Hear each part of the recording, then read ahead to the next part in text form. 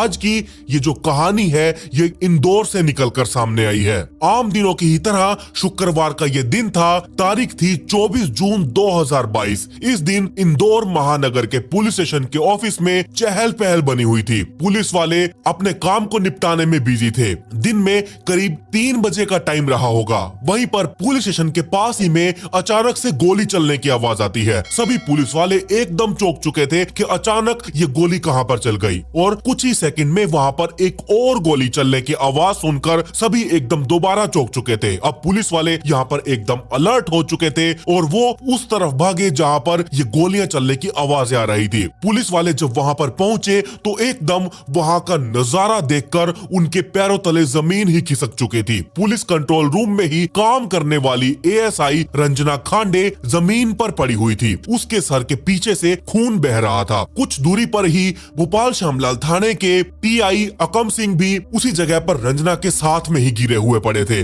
और उनके सर से भी बहुत ज्यादा खून बह रहा था। उन्हें देखकर ये कहा जा सकता था कि दोनों पर किसी ने गोलियां चलाई हैं, लेकिन वहां पर कोई तीसरा शख्स नहीं था। पुलिस वालों ने आसपास हर जगह पर देखा, लेकिन उन्हें वहां पर गोली चलाने वाला नजर ही नहीं आया। यहाँ पर जहाँ टीआई नीचे जमीन पर पड़े हुए थे, उनके ही पैरों के पास उनकी सर्विस रिवॉल्वर जरूर पड़ी हुई थी। एक कांस्टेबल महिला ने जब रंजना की बॉडी को चेक किया तब उसकी सांसें चल रही थी, क्योंकि उसे जो गोली लगी थी वो प्रॉपर नहीं लगी थी। उसके दिमाग से वो गोली छू कर निकली थी। वो अभी सिर्फ जख्मी हुई थी। उसे तुरंत हॉस्पिटल में एडमिट करवा दिया गया। जबकि यहाँ टीआई को चेक किया गया, उनके शरीर में कोई भी हरकत नहीं हो रही थी। उनकी सांसें यहाँ एकदम थम चुकी थी। रंजना के साथ यहाँ टीआई को भी हॉस्पिटल ले जाया गया। वो भी गोली चलने के इस क्राइम सीन की सूचना पुलिस कमिश्नर हरि नारायण चारे को भी दे दी गई थी। वो भी तुरंत घटना स्थल पर पहुंच चुके थे। जब तक जो वहां पर इन्वेस्टिगेशन हुई थी उसके अनुसार ये पता चला कि टीआई हाकम सिंह की मृत्यु हो चुकी है। सभी को ये पता था कि ये कोई लव ट्रायंगल का चक्कर है। मरने से पहले टीआई ने एएसआई रंजना खांडे पर गोली चलाई थी। इसके बाद उन्होंने अपने साथ भी कुछ ऐसा ही काम किया था। रंजना खांडे की गर्दन को छूकर वो गोली एकदम निकल चुकी थी और वो गोली जब छूकर निकली तो एकदम वो जमीन पर गिर गई और उनका खून लगातार बह रहा था। रंजना के गिरने पर टीआई ने उसे मरा हुआ समझा, लेकिन यहाँ पर ऐसा कुछ भी नहीं हुआ था। पुलिस इन्वेस्टिगेशन में ये बात भी सामने आई कि रंजना ने टीआई पर दुष्कर्म का केस फाइल कर रखा था, जबकि पवार रंजना के ऊपर ब्लैकमेलिंग का केस दर्ज करवा चुके थे। इसे दोनों जल्द से जल्द निपटाने की कोशिश कर रहे थे। इस सिलसिले में इन दोनों की कई बैठक भी हो चुकी थी, लेकिन इन दोनों की बात जम ही नहीं रही थी। टीआई पवार एकदम टेंशन में चल रहे थे। इस कारण 21 जून को अपनी तबीयत खराब का हवाला देकर ये छुट्टी लेकर इंदौर चले गए। उन्हें इस क्राइम सीन के दिन रंजना ने ये जो इनकी सारी बातचीत थी इसे निपटाने के लिए 1:30 बजे के आसपास कॉफी हाउस बुलाया था, जबकि रंजना खुद अपने भाई कमलेश खांडे के साथ 10 मिनट लेट पहुंची थी। उनके बीच काफी देर तक बातचीत चलती रही। ये बातचीत तो क्या थी, इसे बातचीत बिल्कुल नहीं कहा जा सकता, क्योंकि ये एक दूसरे से बहुत ऊंचे ऊंचे लड़ाई झगड़ा कर रहे थे। एक दूसरे को लगातार गालियां दिए जा रहे थे, जो आधा घंटा बीत जाने के बाद भी ये लड़ाई खत्म होने का नाम ही नहीं ले रही थी। बगैर किसी नतीजे पर पहुंचने के बाद ये दोनों 2:15 बजे के आसपास कॉफी हाउस से बाहर निकल चुके थे। पुलिस कमिश्नर ऑफिस के पास एक लीगल थिएटर है, उसी के सामने कॉफी हाउस बना हुआ है। ये जो टेबल है ये सिर्फ पुलिस वालों के लिए ही बना हुआ है। बाहर निकलने पर भी दोनों में बहुत बहस छिड़ चुकी थी और ये बताया जाता है कि ये दोनों बहुत ज्यादा गुस्से में थे और एक दूसरे को बेअंत गालियां दिए जा रहे थे। बहस ये करीब 40 मिनटों तक ऐसे ही चलती रही। इसी सिलसिले में ये बात भी सामने आई कि रंजना टीआई को ब्लैकमेल करके उनसे 50 लाख रुपए वसूल कर चुकी थी। वो उसका इकलौता शिकार नहीं थे, बल्कि रंजना पहले भी 3 पुलिस वालों के ऊपर दुष्कर्मी का केस लगाकर उनसे लाखों रुपए वसूल कर चुकी थी। रंजना खांडे मूल रूप से खरगोल के दामूद की रहने वाली थी। उसके बाद ये करीब 3 बजे तक पुलिस कमिश्नर के ऑफिस के पास गोलियां चलने की आवाज आई। टीआई पवार इस वारदात को लेकर घर से पूरा मन बना कर आए थे। यहाँ तक कि वो अपनी पत्नी तक से गुस्सा कर आए थे, उससे भी लड़ाई झगड़ा करके आए थे। उन्होंने ये कहा था कि गोविंद जायसवाल से पैसे लेकर ही वो वापस आएंगे। एक कपड़ा व्यापारी है, उसे उन्होंने 25 लाख रुपए दिए थे, जो लुटाने में थोड़ी सी आनाकानी कर रहा है। 58 साल के आवन सिंह पवार की नियुक्ति इसी साल की 6 फरवरी को भोपाल के श्यामलाल राजस्थान में हुई थी। इससे पहले वो गौतमपुर राजगढ़ में पोस्टिंग पर थे। टीआई पवार भोपाल में अकेले रहा करते थे। मध्य प्रदेश पुलिस वालों ने सन 1988 में कांस्टेबल ये इस पोस्टिंग पर आए थे और ये भी बताया जाता है कि इन्होंने 5 शादियां कर रखी थी। पहली शादी इन्होंने एक औरत जिसका नाम वंदना है उससे की थी और दूसरी शादी इन्होंने तिहौर की रहने वाली सरस्वती से की थी। गौतमपुरा में पोस्टिंग के दौरान इनकी मुलाकात रेशमा से हुई थी, जो मूल रूप से इंदौर की रहने वाली थी और ये इनकी तीसरी पत्नी बनी थी। मैजिस्ट्रेट की बेटी रेशमा ने टीआई पवार पर इतना इस तरह से हक जता लिया था कि वो उससे जब चाहे तब पैसे हटती रहती थी। चौथी प्रेमिका रूप में यहाँ पर रंजना खांडे सामने निकल कर आई। पुलिस वाले इन सब की इन्वेस्टिगेशन कर रहे थे। इन्वेस्टिगेशन में ये पता चला कि सन 2012 में मध्य प्रदेश में ये पुलिस की पोस्टिंग पर आई थी। ये धामनोद की रहने वाली थी और उस टाइम पर ये सिलिकॉन सिटी में रह रही थी। उस टाइम पर इसकी पवार से ये जो मुलाकात हुई थी, ये एक काम के सिलसिले में ही पुलिस स्टेशन में गई थी और वहां पर इसकी मुलाकात हुई और ये पवार से मिलने के लिए हमेशा 12 किलोमीटर की दूरी तय करके आने लगी थी। रंजना का भाई हमेशा टीआई पवार से मिलता रहता था। रंजना और कमलेश दोनों ब्लैकमेलिंग इससे लगातार कर रहे थे और इससे हमेशा पैसा वसूल कर रहे थे। और जब टीआई पवार को यह पता चला कि जो कमलेश रंजना का भाई है कि ये एक आवारा किस्म का इंसान है और इसने 3 पुलिस वालों को ब्लैकमेल किया है, तीनों से इन दोनों भाई बहन ने करीब 70 लाख रुपए की वसूली कर चुके थे। इनका तरीका एक औरत के लिए बहुत ज्यादा शर्मसार करने वाला था, लेकिन रंजना को इससे कोई भी फर्क नहीं पड़ता था। एएसआई रंजना के ऊपर टीआई पवार तो तभी फिदा हो चुके थे जब उन्होंने उसे पहली बार पुलिस स्टेशन में देखा था। दरअसल रंजना 2018 में पुलिस स्टेशन के ही काम से महेश्वर आई हुई थी। वहां उसकी मुलाकात टीआई पवार से हुई। पवार ने उसकी किसी काम में थोड़ी सी मदद कर दी थी और इसी का बहाना देखते हुए रंजना खांडे ने पवार को कॉफी ऑफर कर दी। पवार उसके ऑफर को ठुकरा ही नहीं पाया और इनके बीच में ऐसी ही दोस्ती की पहली शुरुआत कॉफी की टेबल पर हुई थी, जो जल्द ही इनके रिश्ते के लिए बहुत ज्यादा गहरी बन चुकी थी। फिर एक दिन अपने भाई के साथ पवार के कमरे पर ये रंजना खांडे आ चुकी थी। इसने बताया कि इसके भाई का बिजनेस में किसी से बहुत तगड़ा झगड़ा हो चुका है। मामला ये आपके ही पुलिस स्टेशन का है। अगर आप चाहो तो इस केस को बहुत ही जल्दी रफा दफा कर सकते हो। इस संबंध में पवार ने रंजना को मदद करने का वादा तक कर दिया था। इस खुशी में रंजना ने एक छोटी सी पार्टी देने का भी प्लान बना लिया था और जब पवार ने रंजना का ये काम करवा दिया तब उसने कहा कि मैंने आपके लिए छोटी सी पार्टी रखी है और वहां पर रंजना ने स्पेशली शराब की बोतलें मंगवा कर रखी हुई थी। कमलेश शराब की बोतलें, खाने का सामान सारा कुछ सेट करके वहां से चला गया। पवार के सामने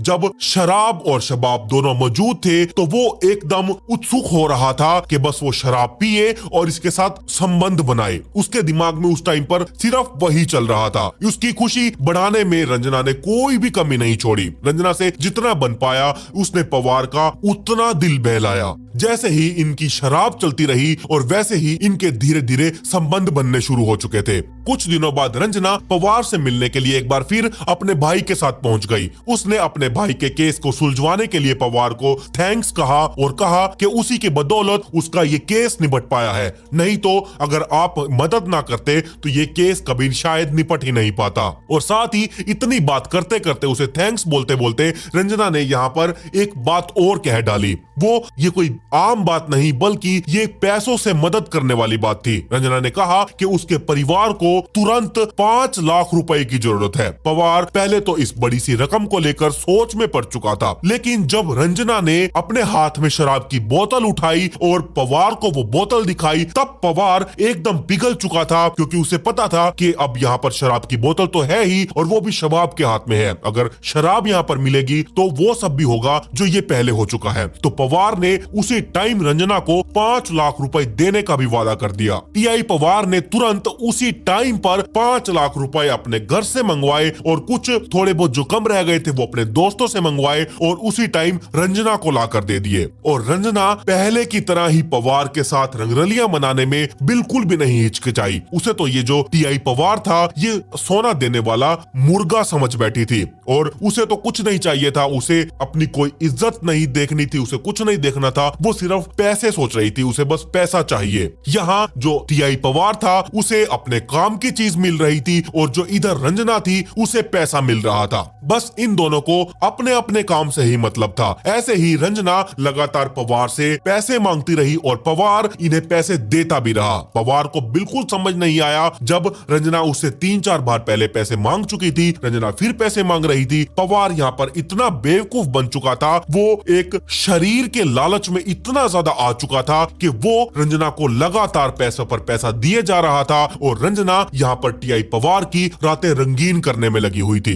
लेकिन यहाँ पर जब रंजना और ज्यादा पैसे मांगने लगी तब यहाँ टीआई पवार का एकदम से दिमाग सनक चुका था और पवार बहुत ज्यादा तंग आ चुका था। हद तो यहाँ पर तब हो गई जब रंजना ने पवार से एक ही बारी में 25 लाख रुपए की मांग कर दी थी। उसने ना तो सिर्फ ये 25 लाख रुपए मांगे बल्कि अपने भाई के लिए एक कार तक मांग ली थी। इस मांग के बाद पवार का यहाँ पारा हाई हो चुका था, वो एकदम गुस्से में आ चुका था। वो फोन पर ही रंजना को धमकी देने लगे, लेकिन रंजना ने बड़े ही शांत स्वभाव से उनकी धमकी का जवाब एक वीडियो क्लिप को भेज कर दिया। उसने कहा पहले तुम ये वीडियो क्लिप देख लो, उसके बाद तुम मेरे ऊपर भड़कना। रंजना ने कुछ मिनट की एक वीडियो क्लिप बना ली थी और उसे वो व्हाट्सएप कर दी थी। उसे देखते ही पवार का दिमाग एकदम सुन्न रह चुका था। तभी रंजना के भाई ने फोन करके ये धमकी दी कि उस तरह के कई सारी वीडियोस उसके पास मौजूद है, अगर उसने थोड़ी सी भी होशियारी दिखाई और पैसे नहीं दिए तब वो सीधा अपनी बहन के साथ हुए दुष्कर्म का आरोप लगा देगा और उसके बाद का जो भी मामला होगा, जो भी केस बनेगा, जो भी सुनवाई होगी, जो इज्जत उछलेगी, वो तुम बहुत अच्छे से जानते हो। बाद में रेशमा उर्फ जागृति भी रंजना से मिल चुकी थी। फिर इन लोगों ने मिलकर टीआई पवार को मानसिक रूप से ब्लैकमेल करना शुरू कर दिया था। इसकी पुष्टि पवार के मोबाइल नंबर की फोरेंसिक जांच से हो चुकी थी। इस बारे में पवार के घर वालों ने भी पुलिस वालों से ये शिकायत की। पूछताछ में पवार की पत्नी लीलावती, भाई राम गोपाल, भतीजा भूपेंद्र पवार, मुकेश पवार और पिता भंवर सिंह पवार ने फोन पर धमकी मिलने की पुलिस वालों को बात बताई थी। उन्होंने बताया हाकम सिंह से रंजना ही नहीं बल्कि उसकी बहन और भाई भी पैसे की लगातार मांग कर रहे थे। पैसे नहीं देने पर दुष्कर्म के झूठे मुकदमे में फंसा देने की धमकियां भी दे रहे थे। इसके बाद पुलिस वालों ने 4 लोगों के खिलाफ ब्लैकमेलिंग का एक केस फाइल कर दिया। उन 4 लोगों में रंजना खांडे, रेशमा, कमलेश और गोविंद जायसवाल का नाम मौजूद था। एफआईआर में इन लोगों ने झूठी रिपोर्ट दर्ज करवाकर इन्हें जेल में भेजने की धमकी देने और पैसे मांगने की भी बात कही थी। जांच में इन्वेस्टिगेशन में यह पाया गया 31 मार्च से 24 जून 2022 के बीच टीआई पवार के फोन पर लगातार धमकियां ही दी थी और कुछ भी नहीं। जब भी फोन मिलता तो उसे सिर्फ धमकी ही मिलती थी और ये धमकियां पूरी तरह से ब्लैकमेल करने और उसे मानसिक हरेसमेंट करने वाली थी। इतने बुरे तरीके से टीआई पवार को वो लोग अपने चंगुल में फंसा चुके थे। टीआई पवार ने अपने मोबाइल में उनकी एक रिकॉर्डिंग कर रखी थी। मोबाइल पर मिली कुछ धमकियां, वो सारा कुछ रिकॉर्ड था। धमकी देने वाले आरोपियों में रेशमा ने मकान के लिए पैसे और रजिस्ट्री के लिए उसे बहुत ज्यादा हरेस्ट किया था। पैसा नहीं करने पर यहाँ दुष्कर्म की रिपोर्ट दर्ज करवाने और अश्लील फोटोज वीडियोस वायरल करने की धमकियां तक दे डाली थी। ऐसे ही रंजना और उसका भाई कमलेश 25 लाख रुपए और क्रेटा गाड़ी की मांग कर रहे थे। रंजना ने टीआई पवार से ये कहा था कि उन्हें कपड़ा व्यापारी गोविंद जायसवाल से जो उन्हें रखने के लिए 25 लाख रुपए दिए थे वो उससे वो 25 लाख रुपए मांगे और वो मुझे ला कर दे। दूसरी तरफ गोविंद जायसवाल पैसा वापिस ही नहीं कर रहा था, वो हमेशा टीआई पवार को टाल मटोल कर देता था।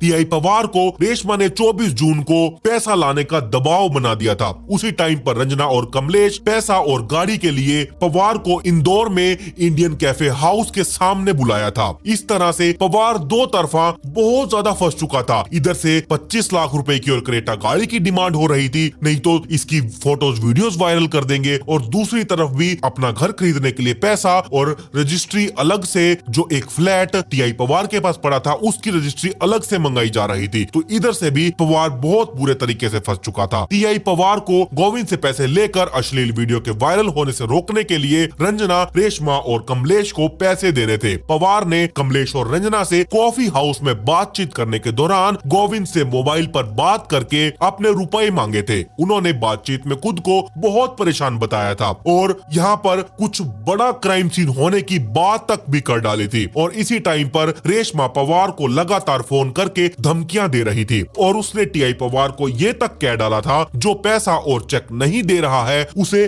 तुम मार डालो। ये बात पवार के दिमाग में बैठ चुकी थी और फिर उन्होंने जो निर्णय लिया था वो सच में बहुत बुरी राह पर ले जा चुका था। रेशमा, रंजना और कमलेश गोविंद जायसवाल की एक साथ इन सब ब्लैकमेलिंग से पवार एकदम टूट चुके थे। करीब 50 मिनटों तक वो एकदम परेशान थे, उनके मुंह से कुछ लफ्ज नहीं निकल रहा था। वो बस बैठते हुए सोच रहे थे और उनके दिमाग पर इतना ज्यादा असर पड़ रहा था कि उन्होंने एक ऐसा कदम उठा लिया जिससे उनकी खुद की जिंदगी तो गई ही और यहाँ पीछे घर वालों की भी जिंदगी तहस नहस हो गई। एक टाइम ऐसा आया जब उन्होंने अपना मानसिक संतुलन बिल्कुल खो दिया और अपनी सर्विस रिवॉल्वर हाथ में पकड़ ली। कॉफी हाउस से निकलने के बाद बरामदे में उन्होंने रंजना से उसका मोबाइल छीनने की कोशिश भी की, क्योंकि उसी में अश्लील वीडियोस और फोटोज थी। मोबाइल रंजना के हाथ से एकदम नीचे गिर गया तो रंजना ने एकदम पलक झपकते ही उस फोन को नीचे से उठाया और अपने कब्जे में ले लिया और उसी टाइम पर रिवॉल्वर टीआई पवार ने रंजना के माथे पर तान दी और जब तक रंजना यहाँ पर कुछ कह पाती या कुछ सुनती तब तक रिवॉल्वर से गोली निकल चुकी थी और गोली चलते ही रंजना एकदम जमीन पर नीचे गिर गई। उसके बाद पवार ने खुद भी अपने साथ वही काम कर लिया। इस मामले की पूरी इन्वेस्टिगेशन हो जाने के बाद रेशमा, रंजना खांडे, कमलेश खांडे और कपड़ा व्यापारी गोविंद जायसवाल को धारा 384, 385, 306 के तहत पुलिस स्टेशन में इनका मुकदमा दर्ज कर लिया गया था। रिपोर्ट दर्ज हो जाने के बाद एडिशनल पुलिस कमिश्नर राजेश ने एएसआई रंजना खांडे को उसकी पोस्ट से ही निकाल दिया और उसके बाद पुलिस वालों ने इन तीनों को बहुत ढूंढने की कोशिश की। यहाँ रेशमा को और उस कपड़ा व्यापारी को और यहाँ जो रंजना खांडे का भाई था कमलेश, उसको, इन तीनों को बहुत ढूंढने की कोशिश की, लेकिन इन तीनों का कोई भी सुराग नहीं मिल पा रहा था। लेकिन मुखबिरों की सूचना पर पुलिस वालों को एक बस स्टैंड के पास मंदिर था और वहां से इन तीनों को ही अरेस्ट कर लिया गया। इस टाइम पर रंजना पवार से अपने अवैध संबंधों की बात कबूल चुकी थी। उसने बताया कि इन ब्लैकमेलिंग की वजह से, ये जो अश्लील वीडियोस है, फोटोज है, इनकी वजह से ही वो ब्लैकमेल करके टीआई से क्रेटा कार मांग रही थी और इसी के साथ पुलिस वालों ने टीआई की पत्नी का दावा करने पर रेशमा को भी अरेस्ट कर लिया था। इस क्राइम सीन के 2 हफ्ते बाद यहाँ पर पता नहीं किस तरीके से जो रंजना का भाई कमलेश था उसकी मौत हो चुकी थी। दरअसल कमलेश, सुनने में तो यही आया कि कमलेश अपने घर पर कुछ बना रहा था और उस टाइम पर कपड़े गीले होने की वजह से वो शायद गैस में या चूल्हे में जो भी था वो आग नहीं लगा पा रहा था। उसे जलाने के लिए कमलेश ने जैसे ही थोड़े से पेट्रोल का इस्तेमाल किया तो अब आप खुद देख सकते हैं, या चूल्हा कोई भी गैस जला रहा होगा तो वो पेट्रोल का इस्तेमाल क्यों ही करेगा। लेकिन यहाँ पर कहते हैं कि किसी की अगर लिखी आई हो तो वो सब होता है। तो यहाँ इसका मरना लिखा था तो एकदम पता नहीं इसके दिमाग में क्या आया, इसने पेट्रोल का यूज किया। गीला तो वो पहले ही था और उसके ऊपर एकदम से पेट्रोल गिर गया और जैसे ही उसने आग लगाई और वहां उसके कपड़ों में आग लग चुकी थी। घर वालों ने किसी तरह से उसकी आग बुझाई। यहाँ पर हालत गंभीर होने की वजह से उसे मृत घोषित कर दिया। पुलिस वालों ने आरोपी रंजना खांडे और रेशमा उर्फ जागृति से आराम से पूछताछ कर लेने के बाद उन्हें कोर्ट में पेश किया, जहाँ से इन दोनों की ये सुनवाई हुई कि इन लोगों को हमेशा हमेशा के लिए जेल में रखा जाएगा। यहाँ पर टीआई पवार जो थे उनकी मौत जैसे भी हुई हो, उन्होंने जो भी कदम यहाँ पर उठाया, लेकिन साबित तो यही होता है उनकी मेंटल हेल्थ इतनी ज्यादा खराब हो चुकी थी कि उन्होंने इतना बड़ा कदम उठाया और रंजना के ऊपर भी गोली चलाई और उसके बाद उन्होंने ये काम कर दिया। तो केस तो यहाँ पर यही बनता है कि रंजना की वजह से उनकी जान गई, तो यहाँ पर रंजना मर्डर हुई और टीआई पवार यहाँ विक्टिम साबित हुए। तो इन दोनों को तो अब कोई पैरोल नहीं, कुछ नहीं, हमेशा के लिए अब जेल में ही बंद कर दिया गया। तो ये थी पूरी कहानी टीआई पवार और रंजना खांडे के केस की। आप बताइए आप लोगों की इस केस के बारे में क्या राय है? क्या आप लोगों ने पहले कभी इस केस को सुना है या नहीं? मुझे कमेंट सेक्शन में जरूर बताइएगा। और अगर आज आप इस चैनल पर पहली बार आए हैं तो चैनल को सब्सक्राइब जरूर कर लें, साथ में नोटिफिकेशन बेल आइकन को दबाना बिल्कुल भी मत भूलिएगा।